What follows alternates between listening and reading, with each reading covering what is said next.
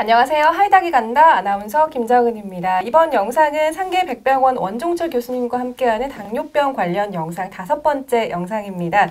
5편에서는 임신성 당뇨병에 대해서 알아보겠습니다. 교수님 안녕하세요. 네, 안녕하세요. 제 이제 주변 친구들 중에서도 임신 중에 임당이라고 하는 임신성 당뇨로 고생하는 친구도 꽤 많이 봤거든요. 임신성 당뇨가 일반 당뇨와 어떤 차이점이 있는지부터 좀 설명해 주실까요?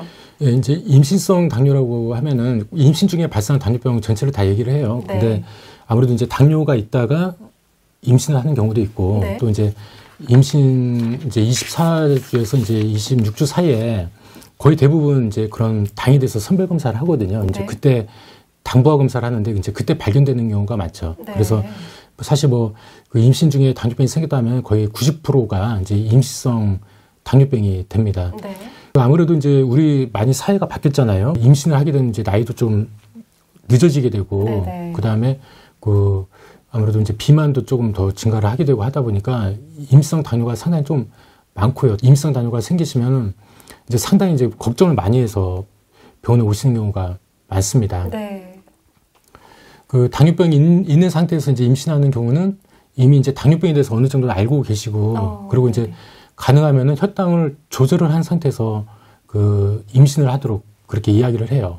그리고 그 전에 약을 먹던 분들도 임신을 계획 중이라면은 인슐린으로 치료를 바꾸죠. 그게 제일 안전하니까. 근데 이제 임신성 당뇨는 이제 그런 게 전혀 걱정 없다가 전혀 모르고 있다가 검사하고 나니까 이제 임신성 당뇨 임당이라고 그렇게 하니까 상심도 크고 이제 걱정이 많아지는 경우가 생깁니다. 이제 임신성 당뇨가 발생하면은 애가 이제 커지는 경우, 그걸 이제 거대화라고 하고요. 또 이제 출산할 때 이제 신생아가 저혈당이 생길 수도 있고요. 애가 이제 커지니까 아무래도 출산하면서 이제 그 애의 손상, 이제 골절이라든지 신경 손상 이런 문제가 생길 수도 있어요. 이제 좀 더 길게 보면은 이제 엄마가 당뇨병이 생길 수도 있고요. 그다음에 이제 엄마들은 이제 항상 걱정하는 게 애죠. 우리 애는 되게 나쁜 일이 생기는 거가 애가 당뇨병 생기는 게 아닌가. 근데 이제 실제적으로는 이제 청소년기의 비만이라든지 성인의 이제 당뇨병이 생기는 문제가 발생할 수도 있는데 그것은 상당히 이제 오래 후의 일이잖아요. 그래서 이제 임신한 경우에 이제 산부인과 다니시다가 이제 임당이라고 해서 저한테 오시는 경우가 상당히 많은데 오시면은 정말 그렇게 많이 상심하시기도 하고 이렇게 눈물도 보이시고 그래요. 왜 그러시겠어요? 태한테 이 엄청난 모성애죠. 그러니까 본인은 괜찮은데 애한테 무슨 문제가 생기지 않을까. 근데 제가 항상 얘기를 하는데요. 사실 이제 혈당 조절이 안 된 상태에서 임신을 하게 되면 애의 기형이 생길 확률이 굉장히 높습니다. 왜냐하면 이제 임신 1기, 2기는 애를 이제 만들어가는 과정이거든요. 이제 그때 혈당이 높으면은 애 선천성경이 많이 생기고 그것 때문에 사실은 옛날에는 유산도 많이 모르게 많이 유산도 됐었고 임신성 당뇨가 진단받는 시기는 되게 임신 2기 이후가 돼요. 이제 24주, 26주니까 그때는 이미 이제 만들어진 애를 키우는 과정입니다. 그러니까 그 엄마들이 그렇게 걱정하실 것처럼 애가 기형이 생길까? 사실 이제 그런 경우는 거의 대부분 없고요. 그다음에 이전에 아까 말씀드렸지만은 이제 출산 시에 손상, 이제 애가 크니까 그런 문제가 생길 수가 있는데 관리를 잘하면 애가 거대화가 생기지 않고 또 우리나라 워낙 이제 산과 기술도 좋잖아요. 그래서 옛날 그렇게 아니면 교과서적으로 그렇게 생기는 이런 손상들이 사실은 그렇게 관리만 잘하시면 크게 문제는 되지는 않습니다. 그래서 남은 임신 기간 동안 혈당 관리 잘 하시고 출산 후에도 당뇨병에 대해서 약간 예방을 하시면 된다. 제가 이렇게 좀 가볍게 말씀드리고 이렇게 보내드립니다.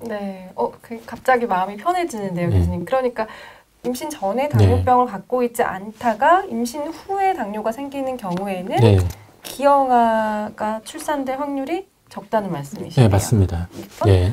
불행 중 다행이군요. 그렇다면 이 임신성 당뇨는 어떻게 치료하고 관리를 해야 할까요? 임신성 당뇨병은 아까 말씀드린 당뇨병이 있다가 임신한 사람이나 이제 그때부터는 목표가 똑같아져요. 공복혈당, 식후혈당 목표치가 그냥 일반인 임신하지 않은 사람하고는 기준이 좀 달라집니다. 그래서 이제 공복혈당은 95, 식후 2시간째는 120, 특히 이제 최근에 식후 1시간째도 140 이하로 이제 조절을 하라고 하는데요. 그리고 이제 당화의 색소로 잰다면 이제 임신 동안 한 6% 미만으로 조절을 하도록 이야기를 해요. 네. 근데 이제 임신했을 때 그러면 이제 어떤 치료가 가능하냐? 그 임신 때 안전한 것은 인슐린밖에 없어요. 네. 그래서 이제 그 식사요법, 운동요법으로 조절이 되지 않으면 결국 이제 인슐린 요법을 이제 시작을 하게 되는데 이런 그 전에 먼저 그 자신의 혈당, 그러니까 운동이나 식사요법에 의해서 어떻게 혈당이 어떻게 변하는지를 네네. 본인이 잘 아셔야 돼요. 네. 제가 이제 임상 단위 환자를 많이 보면서 항상 이제 그 말씀드린 게 있는데 엄마들이 임상 단위가 생겼다. 그러면 이제 당장 뭐 합니까? 단식을 합니다. 이제 이제 그 섭취량을 줄이고 막 네. 살도 빼야겠다. 근데 이게 안 되는 거죠. 왜냐하면 애가 커 가야죠. 그리고 이제 임신을 하게 되면 체중이 늘어야 되는 거예요. 근데 그때 살 빼고 뭐 적게 먹겠다. 그러면 애한테는 큰 더 위험이 생겨요. 네네. 그래서 엄마한테는 충분한 칼로리가 공급이 되어야 하고 그러면서도 혈당이 안정적으로 유지가 돼야 합니다. 그래서 되게 이제 운동과 식사요법을 먼저 교육을 시켜드리고 네. 뭐 2, 3주 정도 이렇게 그 집에서 혈당 측정한 것을 가져오시게 해서 그거 보고 이제 조절이 안 되면은 뭐 인슐린 치료를 하는데 실제적으로 인슐린 치료를 하는 경우도 저희 병원 데이터를 보면은 임상 단위 환자의 한 20-30%밖에 안 돼요. 그 정도가 되는데 그러니까 충분히 식사 운동요법으로 가능하다는 거죠. 그리고 그 엄마들이 굉장히 잘합니다. 제 임상 단위 진단 받으면요 수첩에 상당히 그 막 하루에도 막 4번, 5번씩 혈당 측정하시고요. 막 수첩에다가 빼곡히 그날 먹은 것도 다 적어 오시고 이거 먹어서 혈당이 올랐다. 그리고 알면서도 그다음날 또 드시기도 하지만 그렇게 굉장히 적극적으로 잘 하십니다. 네. 그래서 보통 이런 치료적인 생활 습관, 그 식사요법, 운동요법을 하고 그다음에 그만큼 또 충분한 칼로리 섭취도 같이 병행이 돼야 돼요. 근데 네. 이제 문제는 결국에 임신 후반기로 갈수록 어렵죠. 왜냐하면 이제 몸도 무겁죠. 그다음에 운동하기 힘들죠. 그다음에 이제 몸의 호르몬 변화 때문에 혈당이 올라갈 수밖에 없어요. 그래서 결국에는 이제 그런 경우에는 그 인슐린 치료를 하는 경우도 있지만은 아까 말씀드렸지만 거의 그 많은 수에 있어서는 그렇게 식사 운동요법만으로도 충분하게 어느 정도 혈당 조절 목표를 가질 수가 있기 때문에 그렇게 좀 더 노력을 하시는 게 좋고요. 최근에는 이제 그 혈당 측정을 자주 하기가 힘들잖아요. 네. 매번 이렇게 찌르기도 힘들고 네. 뭐 그 사무실 가서 남들 보는데 이거 막 찌르기도 그러고 식당 가서 막 찌르면은 또 사람들한테 좀 그러기도 하기 때문에 네. 그 최근에 이제 연속 혈당 측정기 같은 것도 이 임상 단위 때 많이 말씀을 드립니다. 임신하는 네. 환자들한테. 그래서 혈당 좀 수시로 보실 수 있도록 그리고 어떤 식사하고 운동요법을 거기에 그걸 보면서 좀 조절하실 수 있도록 그렇게 말씀드립니다. 네. 그럼 교수님 출산 전에 당뇨병이 없었던 임신성 당뇨 환자의 경우에 출산하고 나서 정상 회복이 가능한가요? 네, 가능합니다. 아까 이제 말씀드렸지만 엄마들이 가장 먼저 걱정하는 게 사실 이제 애가 뭐 어떻게 될까, 그 다음에 애가 당뇨병이 생길까, 뭐 이런 거 많이 얘기하시고요. 이제 사실 또 근데 그러면서도 정작 본인에 대해서는 그러신 것 같아요. 이제 엄마의 모성애 때문에 내가 당뇨병이 생길 확률도 사실은 올라가는데, 그래서 여러 이제 데이터를 보면은 이제 임상 당뇨가 있고 나서 출산 후에 거의 다 정상이 돼요. 네. 인슐린을 맞던 분들도 출산함과 동시에 인슐린이 없어도 혈당이 정상으로 회복이 네. 됩니다. 근데 5년 정도 지나면은 거의 이제 50% 정도에서는 당뇨병 발생이 지긋하게 이렇게 올라갑니다. 발생할 확률이.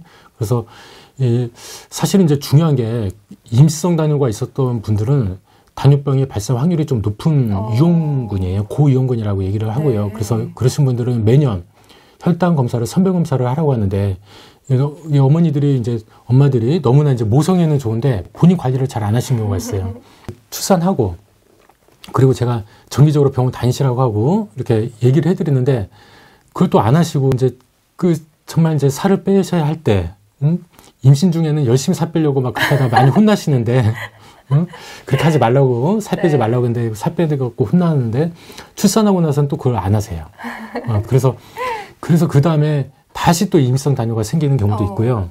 임상 당뇨가 있었는데 당뇨병이 생겨서 조절이 안 돼서 굉장히 좀 상당히 좀 곤혹스럽게 그렇게 높은 혈당으로 오시는 경우도 있어요. 그래서 이제 분명하게 말씀드리고 싶은 건 그 임성 당뇨는 출산한과 동시에 거의 대부분 정상으로 회복이 됩니다. 그렇지만은 그 엄마가 당뇨병이 생길 확률이 더 높기 때문에 고위험군이기 때문에 그때는 이제 엄마의 관리가 더 필요합니다. 네, 그렇군요. 출산 전에 혈당 조절도 중요하겠지만 임신성 당뇨가 있었던 분들이라면 출산 후에도 지속적인 당뇨 혈당 수치 변화를 잘 확인하셔야겠네요.